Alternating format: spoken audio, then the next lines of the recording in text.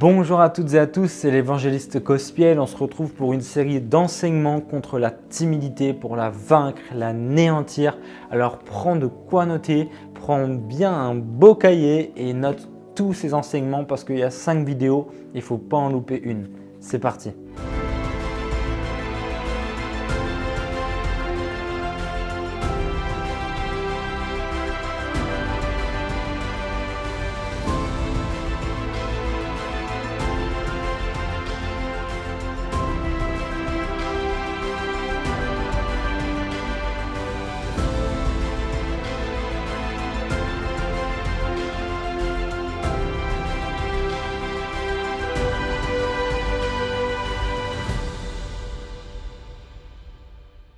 Alors le thème d'aujourd'hui est les caractéristiques d'un vrai leader, d'un bon leader selon la parole de Dieu.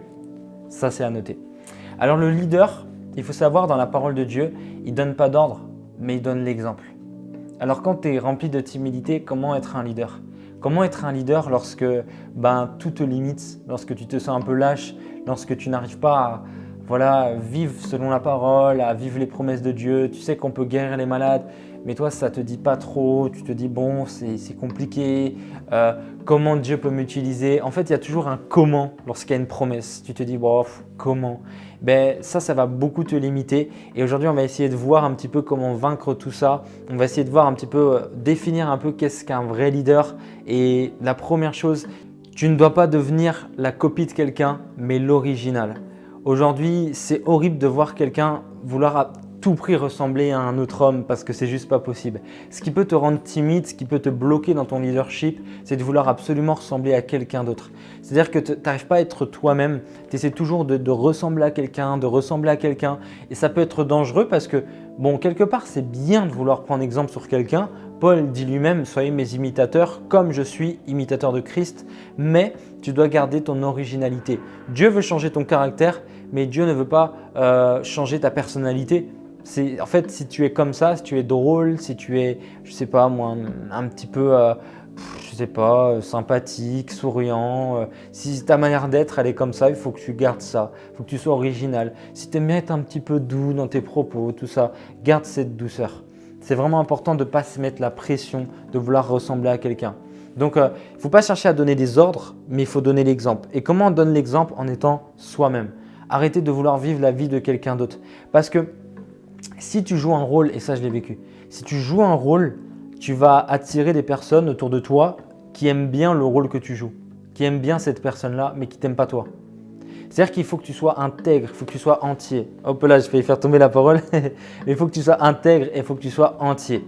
Il faut que tu sois toi-même et pas une photocopie. Tu peux t'inspirer, mais il ne faut pas qu'on te confonde avec un autre. Parce que Dieu fait les choses en détail. Alors, dans l'évangile selon Jean, on voit au tout dernier verset, dans Jean 21, au verset 25, la Bible dit « Jésus a fait beaucoup d'autres choses.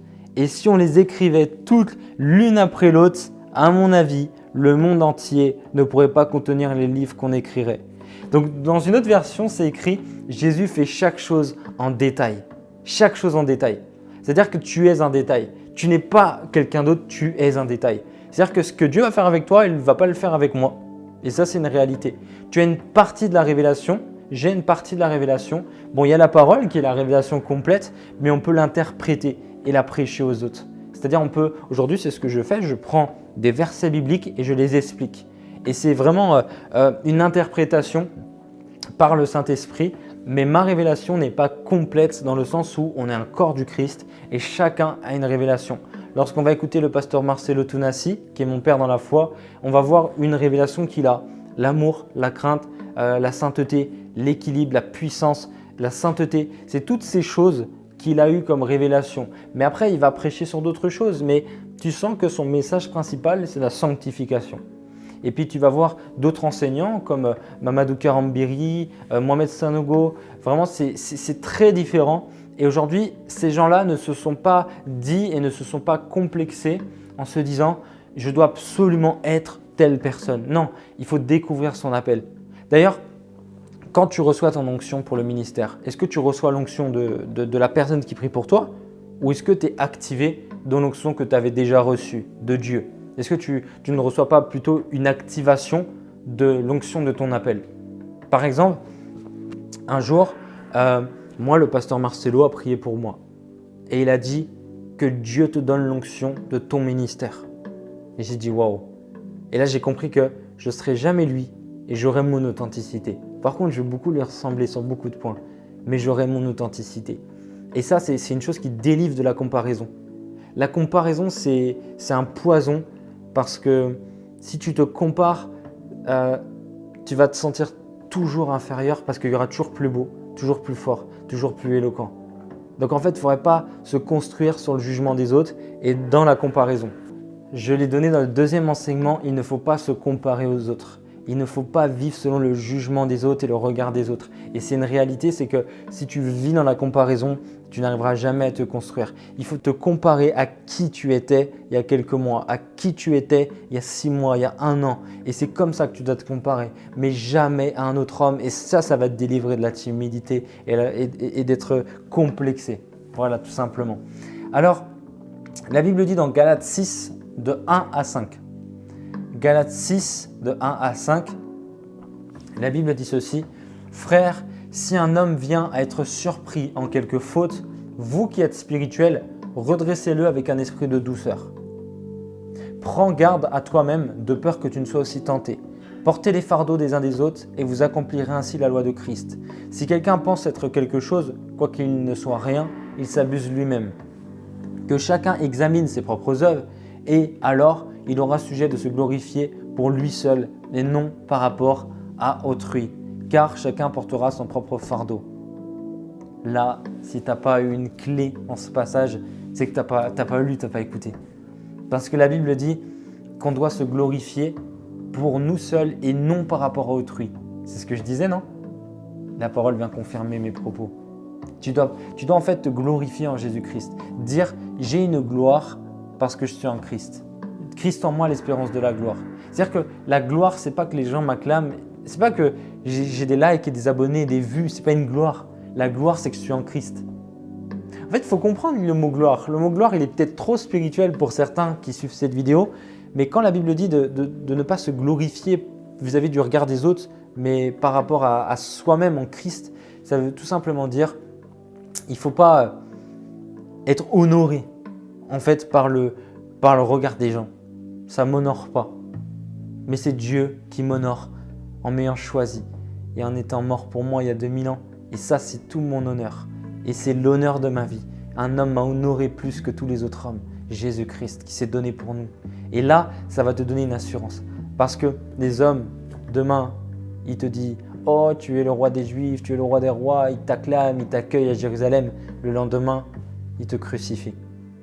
Donc, si tu vis selon eux, tu vas durer 2 jours, 3 jours peut-être. Et pour les plus chanceux, peut-être 1 semaine. Mais aujourd'hui, il faut se baser sur ce que Dieu dit de toi.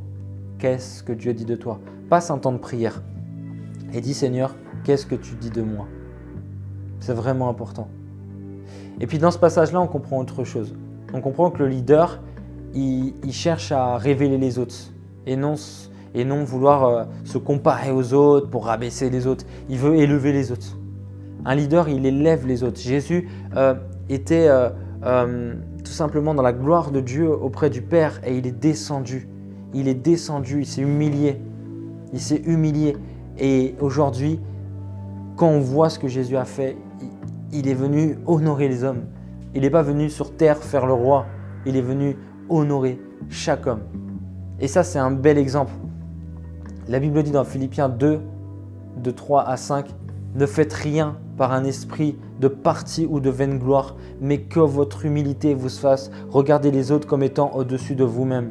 Que chacun de vous, au lieu de considérer ses propres intérêts, considère aussi ceux des autres. Ayez les sentiments qui étaient en Jésus-Christ. » Quand on lit ça, on ne peut que être délivré de cet esprit de comparaison, de vouloir rabaisser les autres. On a envie d'honorer les autres, d'élever les autres. Et je pense que la personne qui est timide, elle veut qu'on l'honore. Elle veut qu'on la respecte. Elle veut qu'on soit un petit peu en train de l'élever. Quelque part, c'est légitime en tant qu'humain. tu as envie qu'on te complimente, qu'on te dise que tu es bien habillé. Puis si on ne te dit pas que tu es bien habillé, tu sens que tu es mal habillé. C'est légitime en tant qu'humain, c'est un petit peu normal en tant qu'humain, mais nous, on n'est pas là pour être des humains, on est là pour être des chrétiens, des disciples de Jésus, esclaves de Christ. Avant, on était esclaves du monde, esclaves de tous ces compliments. Mais aujourd'hui, on n'est plus esclaves de ça. Aujourd'hui, on est esclaves de Christ. Et on veut savoir qu'est-ce que Dieu dit de nous. On veut être attaché à ça. Et quand on lit la parole, toujours dans Philippiens 2, de 3 à 5, on voit, la Bible dit que votre humilité vous fasse regarder les autres comme étant au-dessus de vous-même. En fait, quand la Bible dit considérer les intérêts des autres plutôt que nos propres intérêts, ça veut tout simplement dire ta timidité elle va partir si tu considères que la santé de ton ami est vitale. C'est-à-dire, par exemple, la personne elle est malade et tu n'oses pas prier pour elle. Mais tu l'aimes pas. Tu l'aimes pas. Tu considères ta timidité plus que sa maladie. Bah oui. Ta timidité elle est plus importante que sa maladie en fait. Parce que Dieu peut le guérir, mais tu n'y vas pas parce que tu es timide. C'est dingue ça. Moi, franchement, j'ai de plus en plus du mal à comprendre comment on peut être chrétien et timide.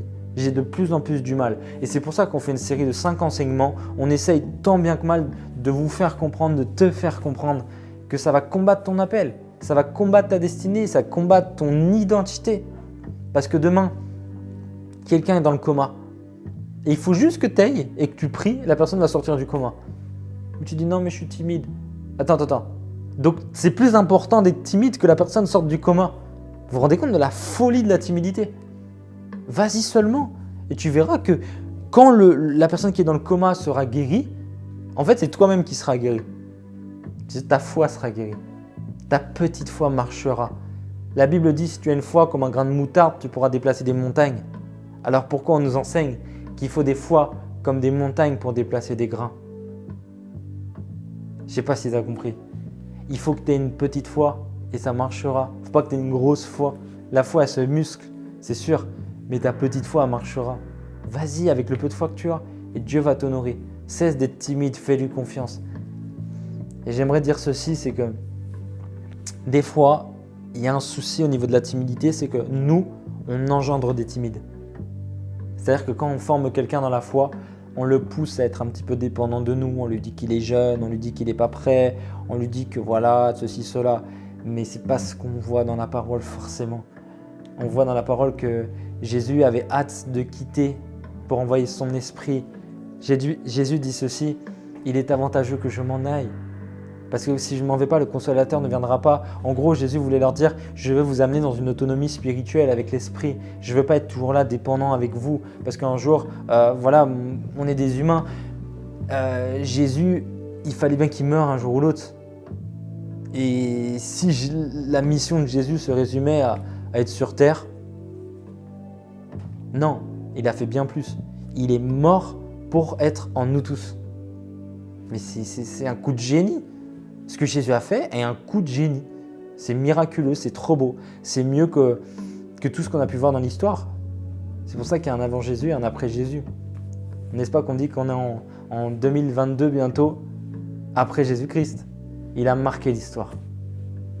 Alors, au travers de cette série d'enseignements, ce que je veux, c'est que tu puisses mettre en pratique. La Bible dit, ne vous bornez pas à écouter, mais mettez en pratique. Prends ces notes et lis-les chaque jour et prie avec ça. Et dis, Seigneur, je veux aujourd'hui sortir de cette timidité. Prends une décision radicale. Et dans les autres vidéos, on a donné d'autres clés. C'est tellement complet cet enseignement. Mets-le en pratique et tu verras que tu seras libre. Et je vais pouvoir prier pour toi. Et je veux juste te recommander à la grâce. Je veux demander à ce que Dieu puisse t'utiliser avec toutes tes faiblesses, avec toutes tes douleurs, que Dieu puisse te restaurer, t'équiper et t'envoyer. Je prie au nom de Jésus, là où tu es, dans ta chambre, en voiture, peu importe, à l'université, dans le bus, là où tu écoutes cette parole, je prie que le Seigneur t'utilise au-delà de ce que tu demandes.